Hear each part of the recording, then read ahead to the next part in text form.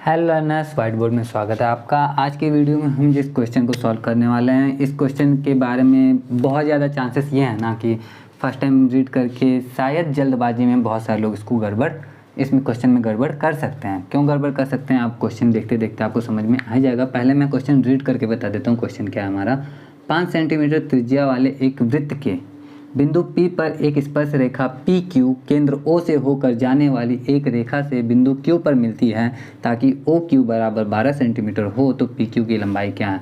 अब इस क्वेश्चन को पढ़ने में ही मतलब सबका नहीं, लेकिन पढ़ते पढ़ते भी कन्फ्यूज़न होता है कि अरे ये बहुत सारी चीज़ें।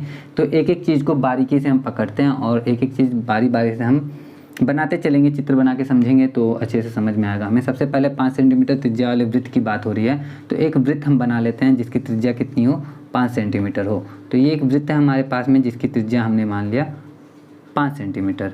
जाहिर सी बात है कि ये एक ऐसा वृत्त नहीं है जिसकी त्रिज्या 5 सेंटीमीटर होगी, बस ये एक कच्चा चित्र है क्योंकि बोर्ड पे हम बना रहे हैं तो एग्जैक्टली 5 सेंटीमीटर का बना दूंगा, दिखेगा नहीं वीडियो में। तो समझ लो कि मान लेते हैं ये एक ऐसा वृत्त है जिसकी त्रिज्या 5 सेंटीमीटर है। 5 सेंटीमीटर त्रिज्या वाले एक वृत्त के बिंदु P पर, त्रिज्या वाले एक वृत्त का बिंदु P, तो बिंदु P कहीं पे भी हो सकता है। मान लेते हैं कि यहाँ पे बिंदु P है, यहाँ पे भी मान सकते हैं, कहीं पे भी, यहाँ पे मान रहे हैं हम, ठीक है। तो ये जो है ये बिंदु P है, पर एक स्पर्श रेखा PQ, स्पर्श रेखा PQ की बात हो रही है। तो स्पर्श रेखा का मतलब जो जैसे मान लो कि ये वृत्त है ना, तो यहाँ से इससे स्पर्श होकर जाने वाली रेखा को हम लोग इस वृत्त की स्पर्श रेखा कहते हैं। अब स्पर्श रेखा PQ की बात हो रही है, तो ये जो स्पर्श रेखा एक ही तरफ जाएगी, तो यहाँ पे मान लो यहाँ पे मैंने इधर कहीं Q बना देंगे। कहाँ पे Q बनाएंगे आगे पढ़ के देखते हैं, ठीक है। तो बिंदु P तो यहाँ मिल गया, P पर एक स्पर्श रेखा P से खींच दिया हमने। जो PQ कहीं Q बनेगा यहाँ पे हमें मालूम नहीं, अभी देखते हैं। O से होकर जाने वाली, ये वृत्त का केंद्र को O कहते हैं हम लोग। O से होकर जाने वाली एक रेखा बिंदु Q पर मिलती है। O से होकर जाने वाली एक रेखा बिंदु Q पर मिलती है।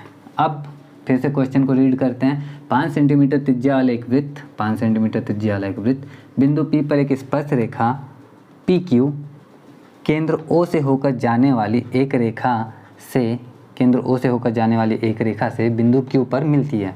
PQ जो है केंद्र O से होकर जाने वाली एक रेखा से इस बिंदु पे Q पे मिलती है। अब हमें OQ जो है 12 सेंटीमीटर मिला हुआ है, तो O से Q तक की जो दूरी है वो 12 सेंटीमीटर, तो ये 5 सेंटीमीटर है ये 12 सेंटीमीटर हम यहाँ पे लिख लेते हैं पहले, ठीक है। ये थोड़ा बड़ा बन गया। आगे है PQ की लंबाई, हमें पता करना है PQ की लंबाई क्या है, और इसको मिला देते हैं अगर हम इससे, तो ये जो है ना हमारा एक ट्रायंगल बनता है, ट्रायंगल OP और Q। आप ध्यान से देखोगे इस ट्रायंगल को, तो ये अब इसका डिस्टेंस पहले देख लो। P से O का डिस्टेंस 5 सेंटीमीटर है ना। और आप इस ट्रायंगल को ध्यान से देखोगे तो ये आपको राइट एंगल ट्रायंगल जैसा लग रहा होगा, एक समकोण त्रिभुज जैसा लग रहा होगा।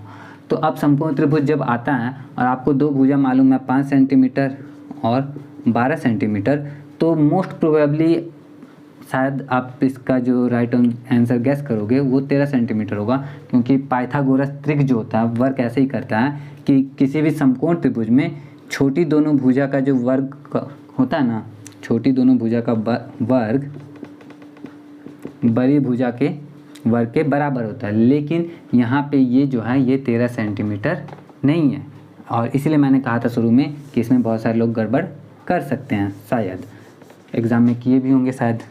तो क्यों नहीं होगा 13 सेंटीमीटर, इसको समझ लेते हैं। सबसे पहले तो आपको ये मालूम होना चाहिए कि स्पर्श रेखा जो होती है, किसी भी वृत्त की जो स्पर्श रेखा होती है ना, वो उसके त्रिज्या के साथ, उस वृत्त की स्पर्श रेखा वृत्त की त्रिज्या के साथ हमेशा 90 डिग्री का कोण बनाती है।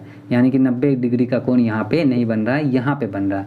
और 90 के जो सामने वाली भुजा होती है उसको हम कर्ण कहते हैं, वो वृत्त की सबसे बड़ी भुजा होती है। तो यहाँ पे जो सबसे बड़ी भुजा है ना, वो ये नहीं है, ये है सबसे बड़ी भुजा। तो जब सबसे बड़ी भुजा ये है, तो ये जो भुजा होगा, अगर इसको हम B लिखते हैं, H लिखते हैं या फिर कुछ भी लिखते हैं, तो इसका जो आंसर होगा, जैसे PQ हमसे पूछा जा रहा है, तो PQ का जो आंसर आएगा वो आएगा सबसे बड़ी भुजा यानी कर्ण का स्क्वायर माइनस दूसरी भुजा का स्क्वायर। और इसको जब हम सॉल्व करते हैं तो 12 का स्क्वायर 144, 5 का स्क्वायर 25, और 144 में से 25 गया तो आ गया हमारा 119 सेंटीमीटर। तो 119 सेंटीमीटर ये जो आएगा हमारा PQ की लंबाई, वो 119 सेंटीमीटर आएगा।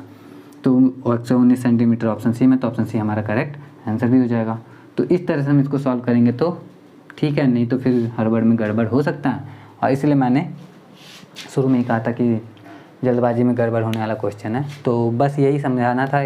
उम्मीद करता हूँ आपको समझ में आ ही गया होगा। वीडियो अच्छा लगा हो तो लाइक ज़रूर कर देना वीडियो को, और भी क्वेश्चन जो बचे हुए उनके भी सॉल्यूशन आते रहेंगे, तो उसमें इंटरेस्ट हो, उसके लिए अपडेटेड रहना हो तो चैनल को आप सब्सक्राइब कर लेना। और मैं मिलता हूँ आपसे नेक्स्ट वीडियो में। जय हिंद।